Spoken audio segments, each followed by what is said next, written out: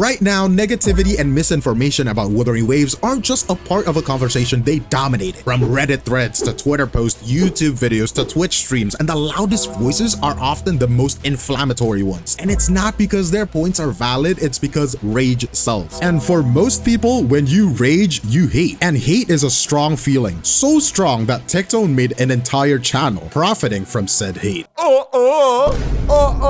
I'm rubber, you're glue. Whatever you say bounces off me and sticks to you. Now here's the truth. Outrage is algorithmic gold. Platforms like YouTube and Twitter thrive on engagement, and nothing gets people typing faster than a hot take, even if it's built on flimsy arguments or outright lies. When someone drops a bold claim, something like, let's say, Wuthering Waves doesn't deserve its awards, or Genshin Impact devs is actually so generous, or Zenless Zone Zero is not a Gunner game.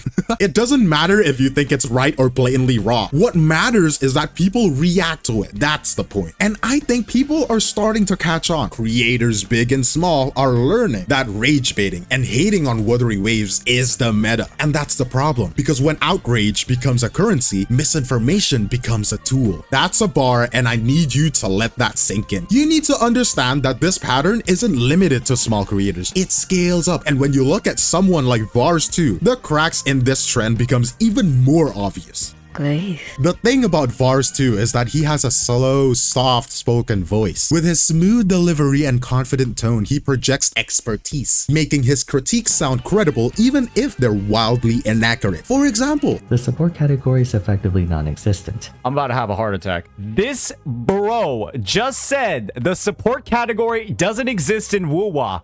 Huh? What is wrong with you? It's right here. Statements so wildly inaccurate that it's hard to believe that he even played the game properly. But 𝗖ście😆😆 has already made a breakdown video on his channel, so if you want to see 𝗖ście😆😆 lose his balls to the speed granny, go ahead and watch it. But I'd like to talk about something he kind of didn't elaborate with. What's particularly striking to me is how this Vars Two video feels less like a Wuthering Waves critique and more like an advertisement for Genshin Impact and Honkai Star Rail. Let me show you what I mean. The issue is that compared to other gachas, where you have characters working in concert with one another to achieve a collective goal greater than the sum of their individual parts, the impression I get from Wuwa is that it's just mostly individual units being put together, purely for the sake of it being convenient to do so, not necessarily having actual synergistic playstyles. Oh, he's just another generic attacker. Oh, she's another generic healer. It's not a, oh, he's the first glacial support, she's the first arrow driver, what have you. Now from that alone, you might be tilted. I understand, because 𝗖ście😆😆😆 is too, but have you ever asked, who is this content really for? Who is he targeting? It's certainly not Wuthering Waves players. They would immediately notice the inconsistencies. Instead, it seems to be tailored for an audience that is predisposed to dislike the game. Hoyoverse fans or general gacha players already primed to view Wuthering Waves through a negative lens. When you realize this, then you might think that Vars' approach to this issue is genius. His misinformation is tailored to Hoyoverse fans. The comparisons he draws, Genshin is better at this, HSR does this right, Wuthering Waves fails, are crafted to appeal to an audience that is already inclined to believe it. Yes, Vars Two, you're so right. Genshin and HSR is better than Wuthering Waves, or should I say,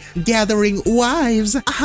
Suck my nuts, Hoyosho. The danger here isn't just Vars spreads misinformation, it's that his tone makes it stick. Viewers might walk away believing his takes without even cross-referencing or trying the games themselves. And when someone with a large platform perpetuates these narratives, it sets a precedent. You can say anything about Wuthering Waves, no matter how detached from reality, and still be rewarded with views and engagements. These creators aren't critiquing Wuthering Waves to improve the game. They're critiquing because it works. Hate farming isn't about the truth, it's about the clicks. And the scariest part, the more of these narratives spread, the harder it becomes for genuine feedback to be heard. It's not just bad criticism, it's calculated content designed to farm outrage and appeal to the meta of Wuthering Waves hate. The strategy isn't limited to big names, it's becoming the playbook for success. The worst outcome would be people that watch the video echoes the same things as they do, and it's gonna be a ripple effect one to the other. But here's where things get really messy. When even a larger voice, people who should know better, start amplifying this trend, and that's where Fob Master come in.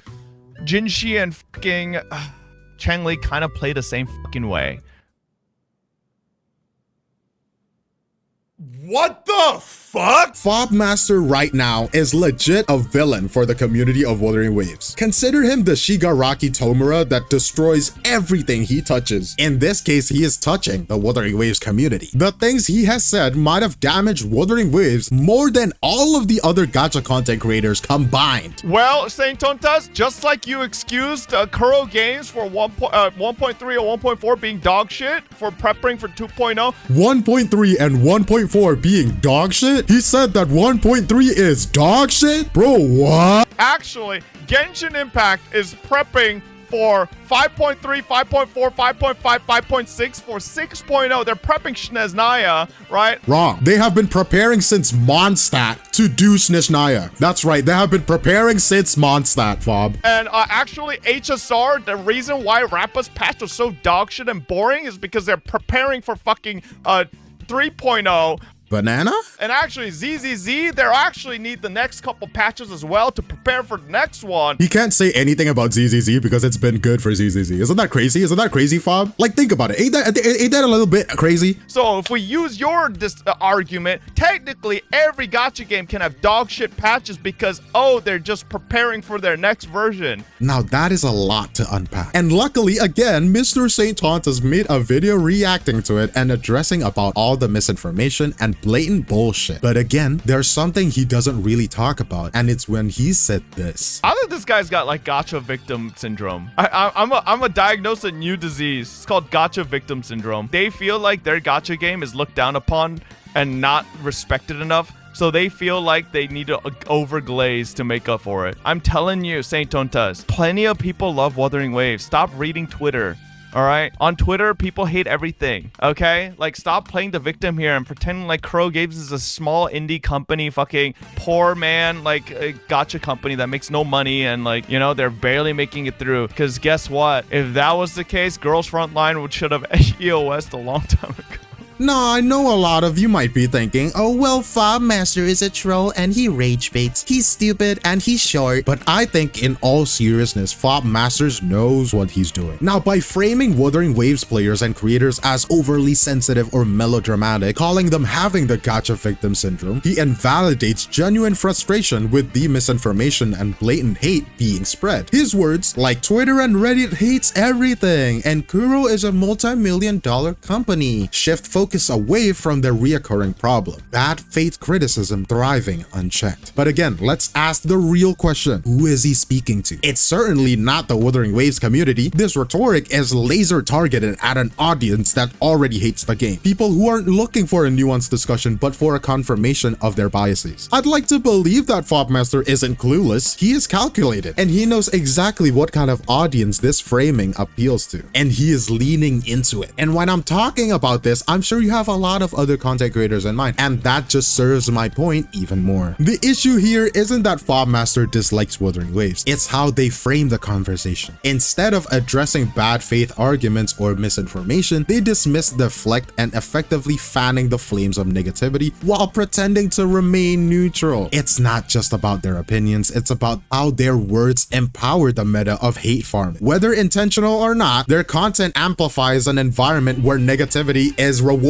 Misinformation spreads unchecked and valid frustrations are silenced under the guise of "you're just playing the victim." Wuthering Waves community. Now you might be saying, now Glaive, you might be reaching. Like Fob Master is trying to reach the top shelf, you are reaching. I get it. Now I've given you the proof that supports my opinion. Why do these things happen in your opinion? Again, let me open your mind though, because this is not just a Wuthering Waves problem. It's a growing issue across the entire gacha game community. Hate farming and misinformation have become a currency in the content creation space. Whether it's for views, engagement, or clout, creators are realizing that negativity spreads faster than constructive critique. We've seen this cycle before in other communities. Let's say Genshin Impact, Honkai Star Rail, even Tower of Fantasy. Whether a game stumbles or even if it doesn't, there's an audience waiting to see it fall. But here's the catch. This pattern doesn't just harm the games, it harms the communities. It creates division, discourages new players, that's a really important thing, and silences creators who genuinely want to share meaningful feedback. At its worst, this trend sets a dangerous precedent. Why improve when outrage pays better? Why make constructive criticism criticism when rage baiting does better. Food for thought. But now it's time we recognize hate farming for what it is. Not genuine critique, but a manipulative tactic designed to exploit anger and negativity for personal gain. At the end of the day, this isn't just about defending Wuthering Waves, it's about preserving a space for genuine discourse and critique in gaming communities. Particularly gacha right now, right? Hate farming and misinformation aren't just annoying, they're actively damage how communities grow and how developers receive feedback. Constructive criticism pushes game forward. Outrage bait pulls everything backward. As viewers and players, we have a responsibility to think critically about the content we consume. Ask yourself, is this critique backed by evidence? Does it offer solutions? Or is it just noise designed to stir outrage? Because every click, every share, and every comment feeds into the cycle. And if we want better games and better communities, it starts with how we engage with the conversation around them. So next time you see someone that is farming, ask yourself, are they helping? Or are they just fob masters?